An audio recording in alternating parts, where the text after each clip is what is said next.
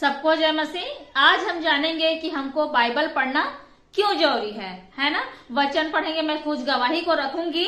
जैसे लिखा है, यीशु मसीह क्या है? परमेश्वर का मेमना है जो हमारे पापों के लिए आया, हमारे पापों को अपने ऊपर उठा लिया। और वो क्या है? धर्म का सूर्य उदय करने वाला परमेश्वर जो हमारे जीवन में क्या लाता है? धर्म के कामों को लाता है। और जीवन का वृक्ष है जो उसके पत्ते से हम क्या होते थे? चंगे होते थे। जैसे कि परमेश्वर का वचन भी हमको क्या करता है? आत्मा में, शरीर में भी हमको चंगा करता है। जीवन का स्रोत है, वह याजक है, नबी है, राजाओं का राजा है, उद्धारकर्ता परमेश्वर है, मध्यस्थ है, चिकित्सक है जो हमको चंगा करता है अपने वचनों के द्वारा। वो हमारा चरवाहा है जो हमको क्या करता है? मार्ग को दिखाता है।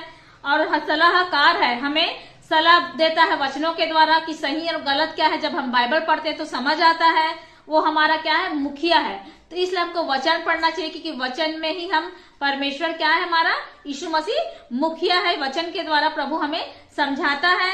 वह यीशु हमारा भाई भी है, पिता भी है, हमारा ईश्वर भी है, हमारा प्रभु भी है, हमारा शिक्षक भी है। हमें जो सही और गलत का शिक्षा देता है, हमारा प्रिय है, हमारे प्यारे प्रभु है, हमारा मित्र है। वो जीवन देने वाला परमेश्वर है, शक्ति देने वाला परमेश्वर है और ज्ञान देने वाला परमेश्वर है। जैसे वो हमारा मुखिया है। जैसे कि जब मैं प्रभु में आई तो मेरे पापा ने मुझे छोड़ दिया।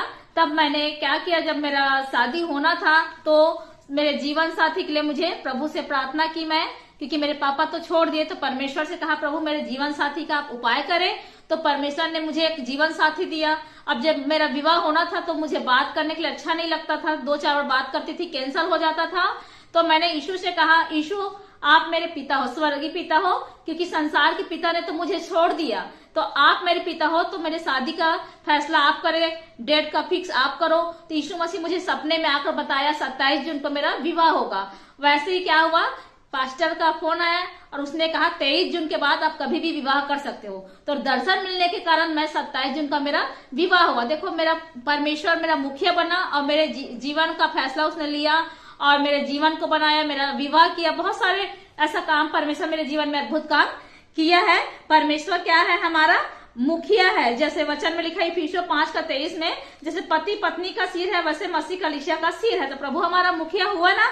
तो परमेश्वर का धन्यवाद। प्रभु के सामर्थ्य में हम सब कुछ कर सकते हैं। इफिसियों 4:13 में लिखा है, जो मुझ में सामर्थ्य देता है उसमें मैं सब कुछ कर सकता हूँ। ये क्या है? परमेश्वर का शक्ति और शिक्षक है। इसलिए आप वचन जरूर पढ़ें। जब आप कमेंट करते हैं तो मुझे प्रभु पर गर्व होता है। और हम सब भाई बहन हैं। हम सबके साथ कौन है? प्रभु यीशु।